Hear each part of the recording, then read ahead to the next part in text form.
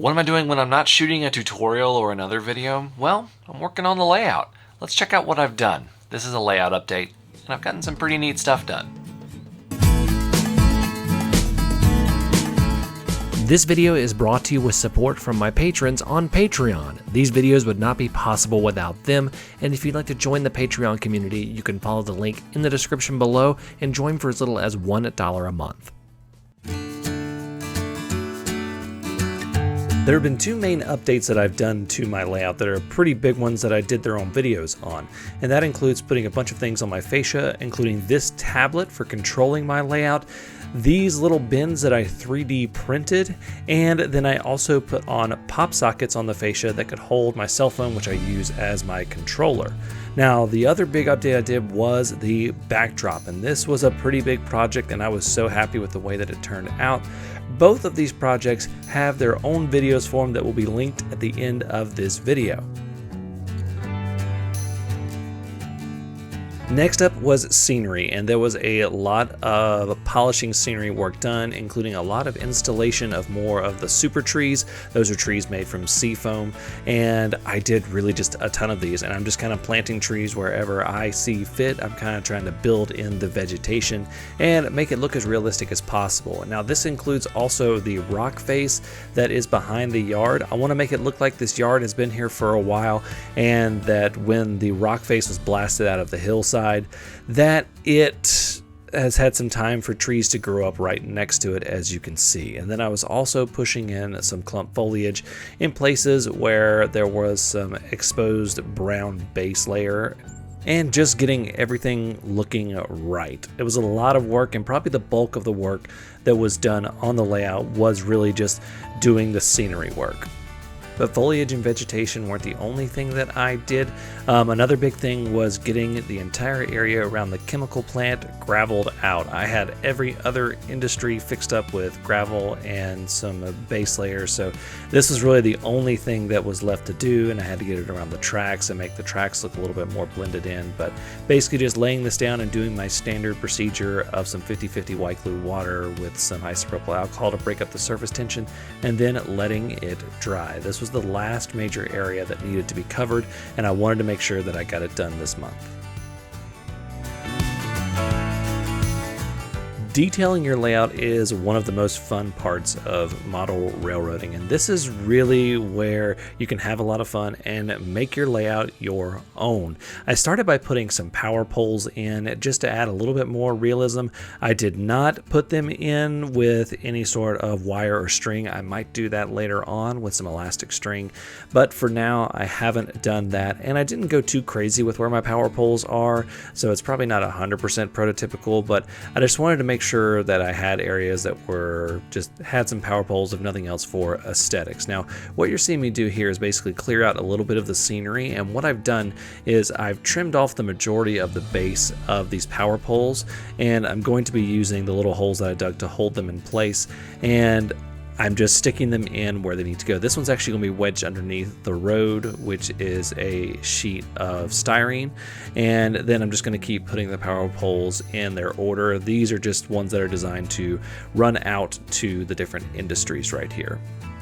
The way I'm securing these is just with a little bit of super glue. If I'd put them in beforehand, I might have used some just simple white glue just to hold it in place, but the super glue is going to do a good job of holding them in place since I'm putting them in after effect, and I don't want to disturb too much of the scenery. Now it's time for some vehicles, specifically some work vehicles. I got these from eBay user Save on Art. I think he makes them himself. Now, they're not the same quality as something that we made from a factory, but it's very hard to find in-scale modern vehicles for some reason. A lot of times it's the 50s and the 60s, so I got all of these, including a cement mixer truck. I also got this Cheerwine refrigerator delivery truck, which if you're from the Carolinas, you know what Cheerwine is. I got this garbage truck, which I liked very much, this dump truck, and I also got this tanker truck for it says biochemical on it. The next thing I needed to do was put some people in place, and I started by adding some stuff to the figures, and this was it can be tricky gluing down N-scale figures. You just want to make sure that you either secure them or you have some very tacky glue. So I'm basically just using my tweezers to hold them up sometimes, and this works fairly well. You can also use some little tiny clothespins. The next thing I did was put a little scene right here, which is the first of my scenes that I have done. The first thing I did was I put one of my little 3D printed trash cans down right here, and because my camera decided to change its focus, you can't see it for a second, but then I took a little figure that kind of looked like a garbage man and had him grabbing the trash can, getting ready to dump it, and to add to the scene, I added another trash can in front of the second house.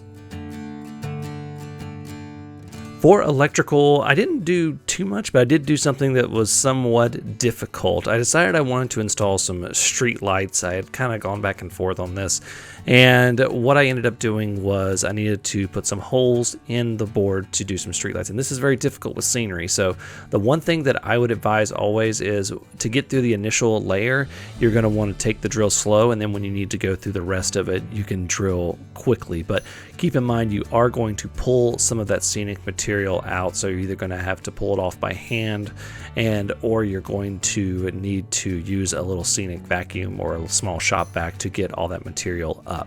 The next thing I did was I have some of these street lights right here. They're just some of the cheapos that come off Amazon. I'll link them in the description below. I soldered some feeder wires to them so I could run them down. I'm not going to wire them to anything just yet, but I wanted to go ahead and get them wired and put onto the layout so that I can do the wiring project later on down the road. And basically what I'm doing is I'm just doing a little bit of solder, and then I'm taking some heat shrink tubing and shrinking it around there so that it is nice and secure. And then I'm going to go and feed the wires through. Now, to feed the wires through, I'm using something I've never used before. These little wires are used to feed and thread sewing needles. So they have this little, they're two wires wrapped together, but they also have this little opening. So what you end up doing is you just thread the end of your wire through there and you twist that little opening closed right around it, and that's going to hold pretty well. And then you're just going to stick that wire, which is just firm enough to be able to go through without hitting anything. Remember that a hollow core door has a hollow section to it, which makes it hard to run wires through sometimes. So stuff like this helps out a lot. If you've got a really long area to run through, a bamboo skewer is another great thing to use. But these little wires are great for certain length runs like I have right here. Work out really, really great. You're going to thread and pull the wires through all the way until you get to where you soldered into the super thin wires that go onto the street lamp. Now this hole is significantly larger than that street light, so you're going to need something to plug it up. There's a lot of different ways to do that. One of my favorite ways to do this is to wrap a bunch of electrical tape around the very base of the light, and this will make a nice little plug right there. Plus it has the added benefit of some extra electrical security with the wiring. The last thing that you need to do is just put some glue down and then put some scenic material down to hide that hole. And this is another place where that electrical tape comes in handy because it adds a surface for the glue to be mounted on so that you can pour scenic material on and it just doesn't continue to fall down the hole. So just put some glue down, put some of that scenic material to blend in, and voila, you've got a street lamp. And I ended up installing 6 of these street lamps this go around, and it really didn't take me that long to do. Now, it wouldn't be one of my layout updates if I didn't show some trains running through everything that I had completed so far.